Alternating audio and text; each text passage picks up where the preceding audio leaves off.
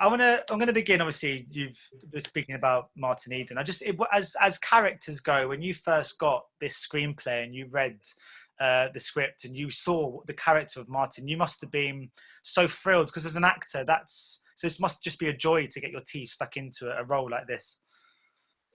Yeah. You're right.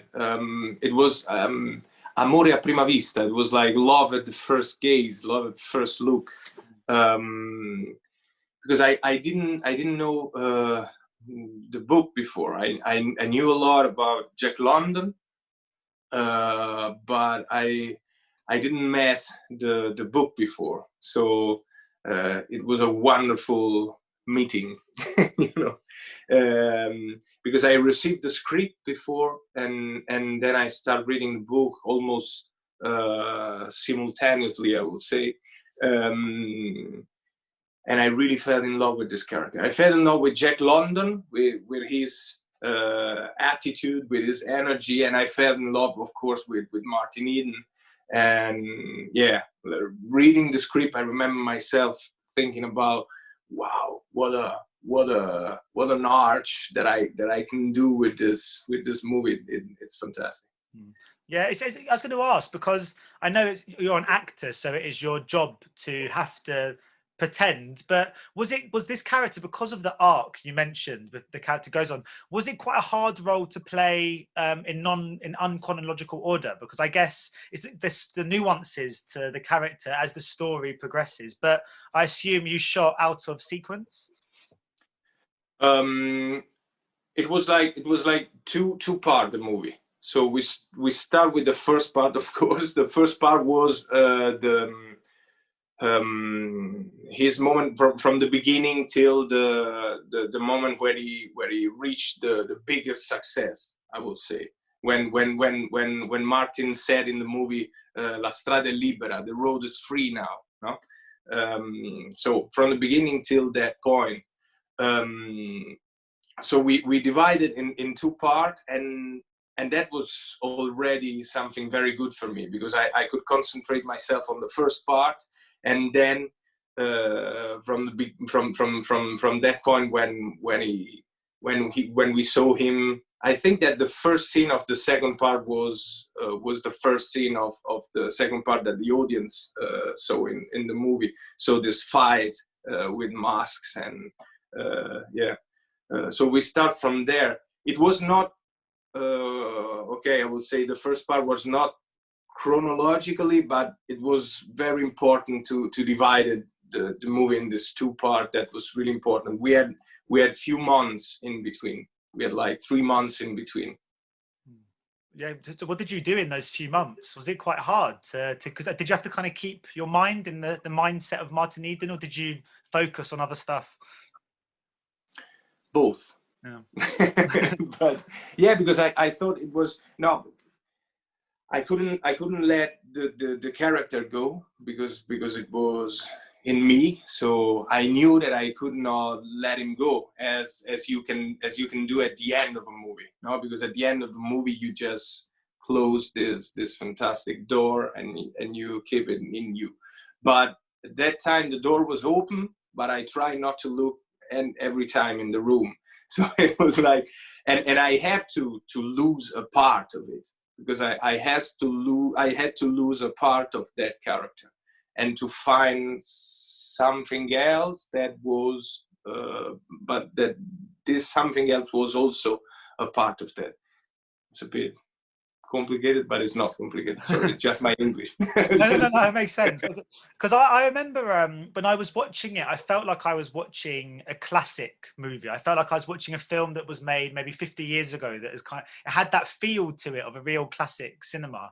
When you watch it back, does it feel classic to you, or is that impossible because you are in it and you know the sets and you remember your time on the shoot?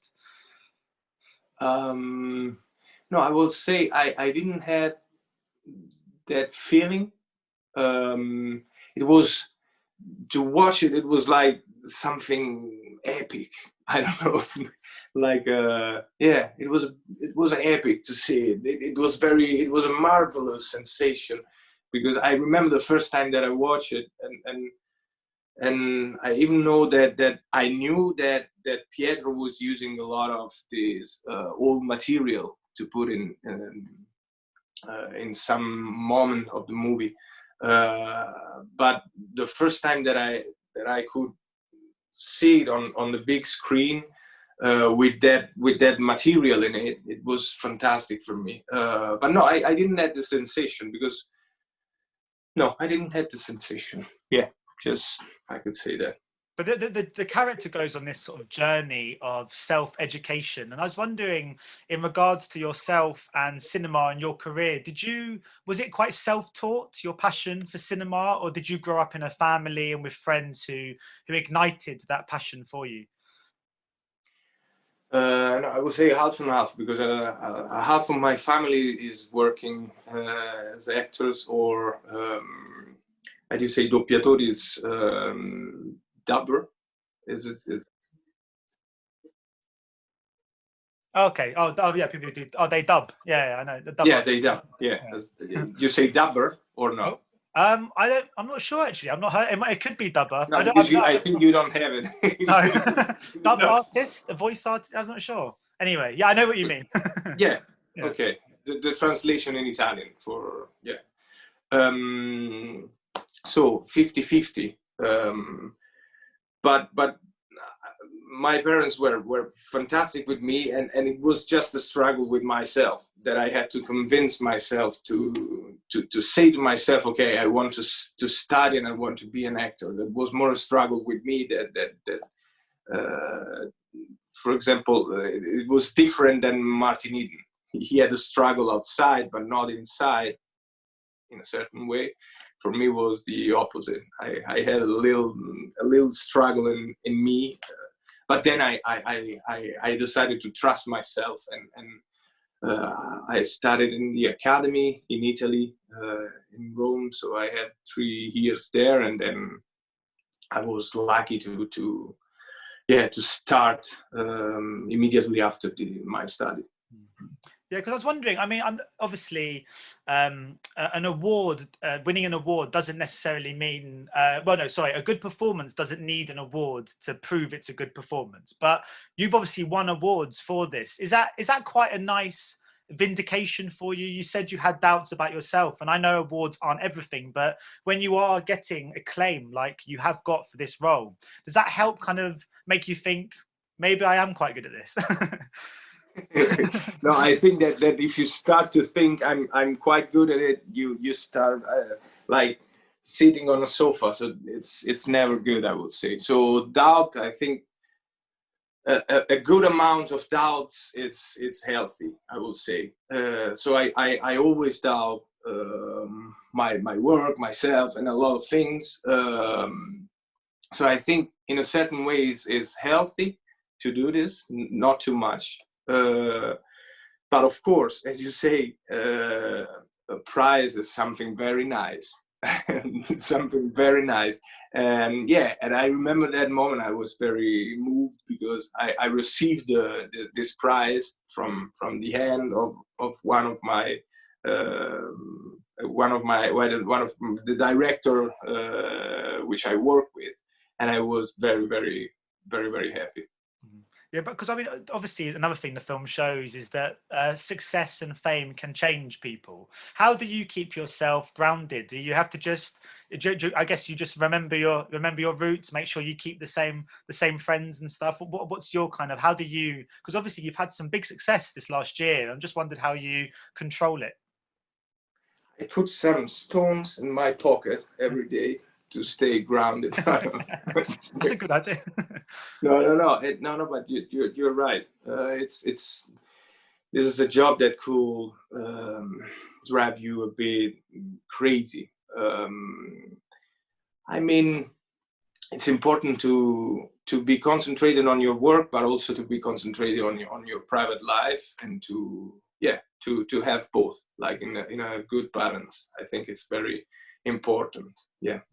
And obviously, another thing the film kind of says is that privilege and wealth doesn't necessarily buy you happiness. And I just wondered if feels like that's more the case than ever over the last few months, doesn't it? Because the materialistic things in life have kind of becomes so secondary to us just wanting to spend time with kind of friends and family, which is what obviously since kind of COVID has started. Would you agree that over the last few months the world has got more in touch with its the more, I don't know, the less kind of material things in life, and we start to realize what's truly important? This is a very hard question. I think that we saw a lot of things during this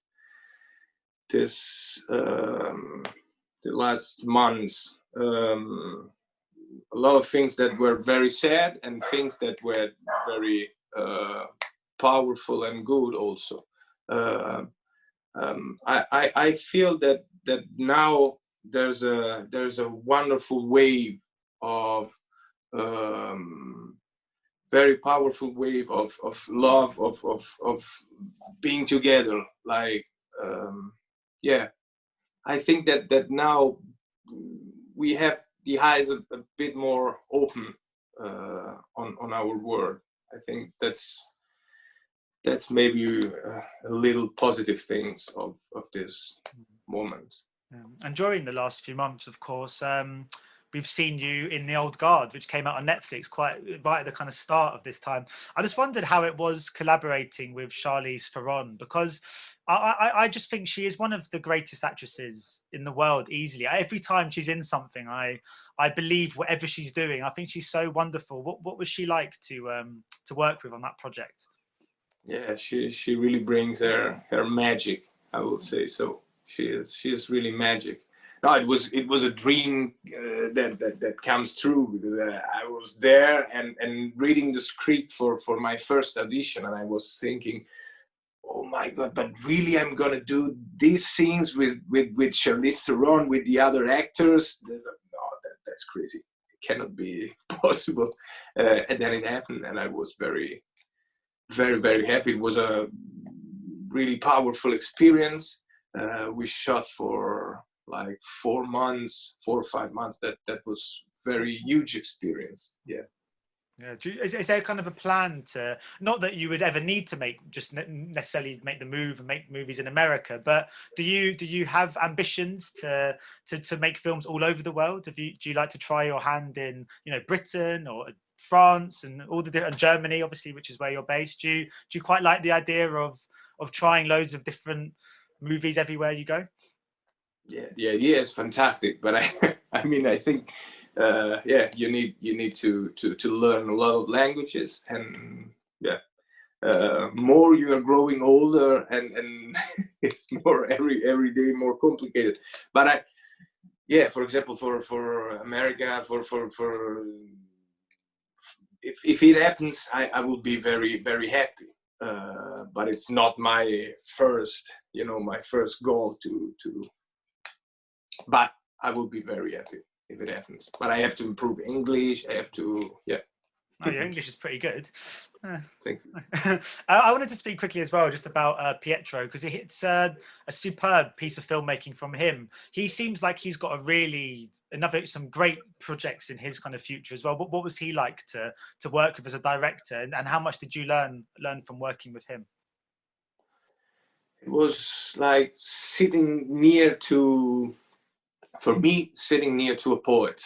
So in really, I'm too romantic, but I think that was my sensation, to sitting near someone, near a poet or a painter, you know.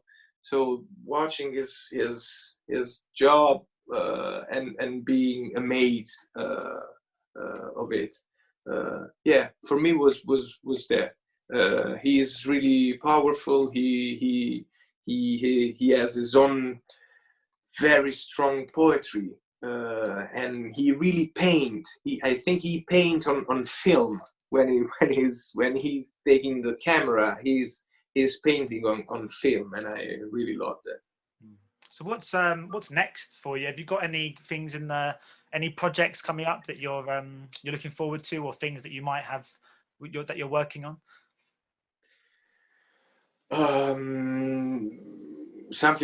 don't have something that I could tell you for sure, because in Italy we said it brings unluck if you say something. No, but there is something that I really would love to do, but we will see. And then a little dream of mine is to go back to theater one day. That would be that's a big dream of mine. No, there's a movie called Diabolic that is coming out the 31st of December. Oh, cool. Nice. So what are you looking forward to that one being released? Because I guess it's because before Martin Eden, I guess there wasn't so much attention, but I guess a lot of people will be anticipating and looking forward to this one.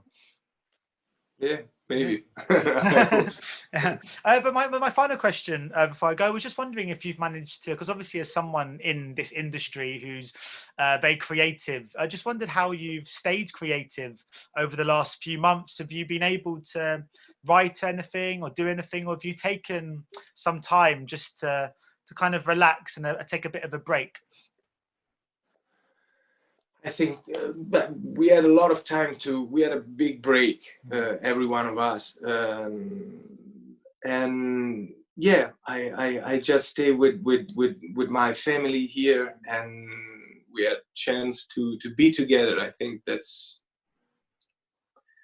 was a good time in this tragedy. Was a very good time to stay a bit together, more than during a normal time, I would say. And then of course I had a lot of time to watch a lot of movies, to read books and graphic novels that I love, and to have time to think a little bit. Yeah, because I guess after you have something like Martin Eden that does all the festivals, it must be quite tiring to go. Because I guess you must have travelled everywhere the year before last with the movie, and obviously all the different awards ceremonies and stuff. I guess a bit of a break must have been quite nice. Yeah. I remember this period of quarantine and all the stuff. Also doing promotion like we are doing now. So everything was new. I was sitting here in my office doing that.